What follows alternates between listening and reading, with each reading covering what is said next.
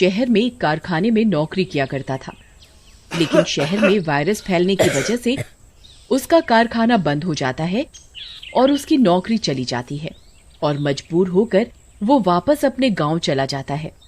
जब वो घर पहुंचता है तब उसकी पत्नी उसे देखकर गुस्सा हो जाती है। आ गए, क्या जरूरत थी गांव वापस आने की?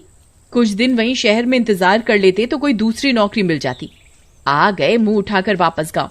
अब यहाँ गांव में क्या करोगे? यहाँ तो कोई काम भी नहीं है करने के लिए। अरे भगवान, तू नाराज क्यों होती हो?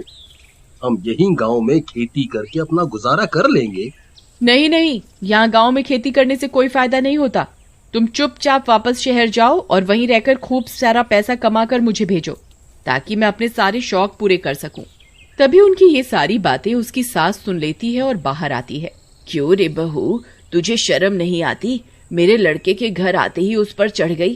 पूरी दुनिया में महामारी फैल रही है और तुझे अभी भी पैसों की पड़ी है, हैं? ए बुढ़िया, तू चुप रह, मुझे कुछ नहीं पता। तुम कल ही बस पकड़कर वापस शहर जाओगे। अरे अरे बल्लू, जरा देख तो सही, इसकी जुबान कैसी कैंची की तरह चलती है। अरे दैया रे दैया। फिर इतना बोलकर उर्मिला अपने कमरे में चली जाती है। फिर रात होने पर फिर से बल्लू और उर्मिला के बीच इसी बात को लेकर लड़ाई हो जाती है। उर्मिला, तुमने आज माँ के साथ बदतमीजी करके अच्छा नहीं किया। तुम्हें माँ के साथ ऐसा बर्ताव नहीं करना चाहिए था। अजी तुम तो रहने ही दो, बड़े आए। चुपचाप अपना सामान बांध लो, कल सुबह होते ही पहली बस पकड़कर शहर निकल जाना। उनके बीच लड़ाई हो ही रही होती है, तभी खिड़की से अचानक से किसी के गुर्राने की आवाज आती है। कौन है वहाँ? फिर बल्लू खिड़की पर जाकर देखता है तो वहाँ कोई नहीं होता।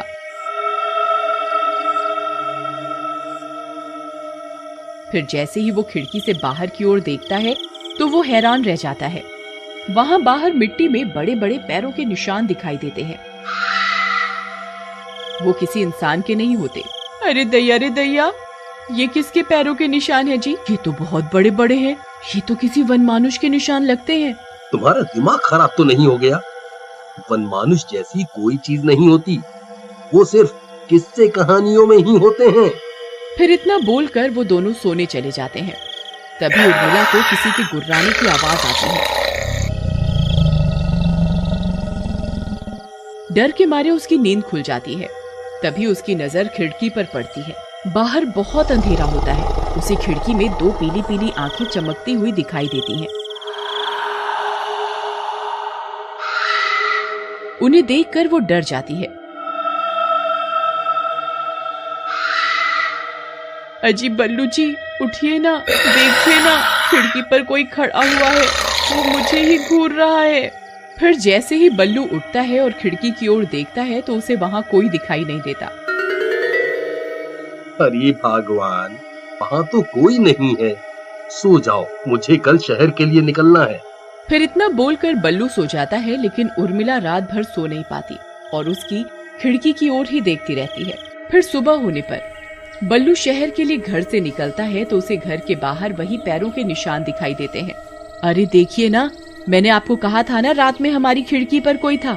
देखिए, ये उसी के पैरों के निशान हैं। अरे कुछ नहीं है, ये ऐसे ही किसी के पैरों के निशान होंगे। अच्छा, अब मैं चलता हूँ।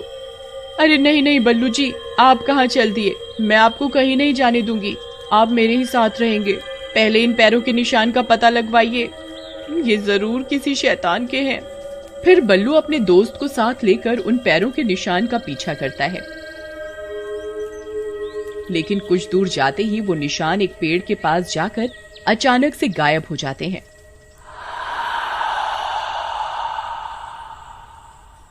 अरे बल्लू भाई, ये निशान तो यहाँ गायब हो गए। लगता है ये जिस किसी के भी निशान हैं, वो इसी पेड़ पर चढ़ गया है। वीरू भाई, एक काम करो, तुम इस पेड़ पर चढ़कर देखो कि माजरा क्या है। अरे भाई, तुम्हारा दिमाग खराब हो गया है क्या, जो मुझे इस पेड़ पर चढ़ने के लिए बोल रहे हो? अगर सच में कोई वनमानुष निकला तो मेरी गर्दन को सर से अलग कर देगा। नहीं नहीं भाई, मैं नहीं चढ़ने वाला, और शाम होने वाली है।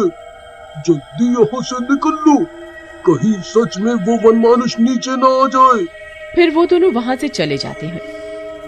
फिर रात होने पर बल्लू और उर्मिला सो रहे होते हैं, तभी उर्मिला को गुर्राने की आवाज आती है। वो डर के मारे उठ जाती है।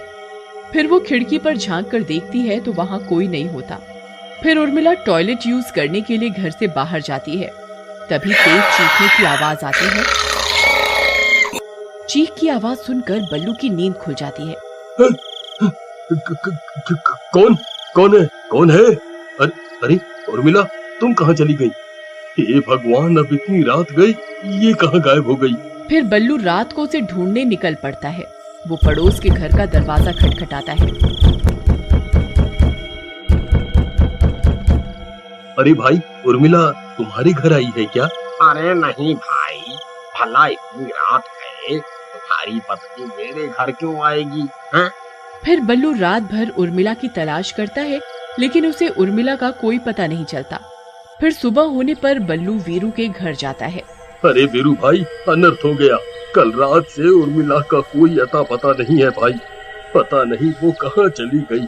भाई, क्या तुमने उसी पेड़ पर जाकर देखा था जहाँ हमें कल उस वनमानुष के निशान मिले थे? नहीं भाई, रात होने की वजह से मेरी उस ओर जाने की हिम्मत ही नहीं पड़ी। ठीक है, चलो मेरे साथ, हम अभी वहाँ जाकर देखते हैं। फिर वो दोनों भागते हुए उस पेड़ की ओर जाते हैं। वो जैसे ही वहाँ पहुँचते हैं वो हैरान रह जाते हैं।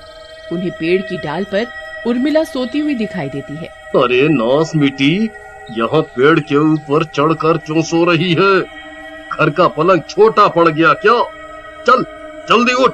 फिर बल्लू की आवाज सुनकर उर्मिला की नींद खुलती है। अरे मर गई रे, मैं कहाँ आ गई? मैं इस पेड़ पर क्या कर रही हूँ?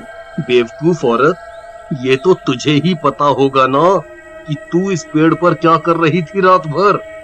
अरे बल्लू जी, मुझे नहीं पता मैं यहाँ कैसे आई। मैं तो रात को सो रही थी, तभी मुझे किसी के गुर्राने की आवाज आई तो मेरी नींद खुल गई।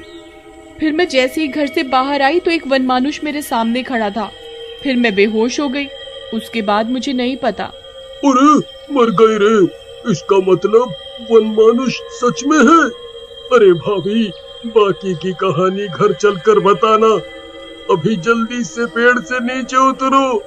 फिर जैसे ही उर्मिला पेड़ से नीचे उतरती है, वो वनमानुष के गुर्राने की आवाज आने लगती है।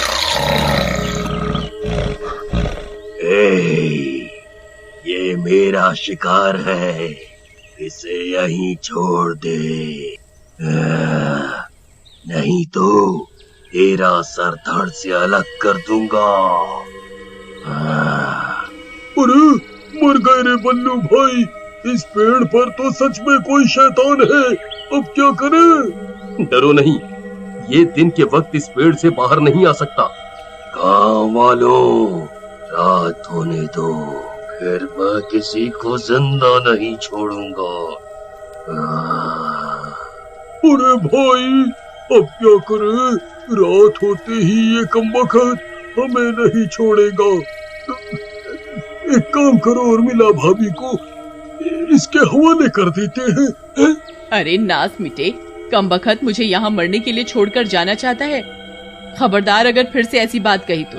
वीरू भाई, एक काम करो, जल्दी से गांव वालों को इकट्ठा करो और इस पेड़ के चारों तरफ एक बाड़ बना देते हैं, जिससे ये वनमानुष बाहर ना निकल सके।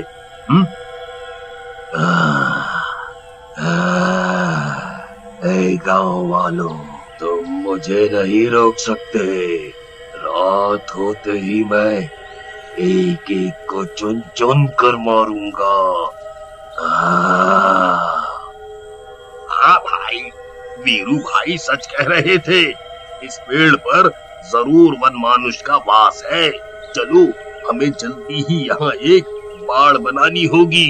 फिर सब गांव वाले मिलकर कुछ ही देर में पेड़ के चारों तरफ एक बाड़ बना देते हैं। फिर रात होने पर तुम मुझे यहाँ ज्यादा देर तक कैद करके नहीं रख सकते। मैं किसी को नहीं छोड़ूंगा।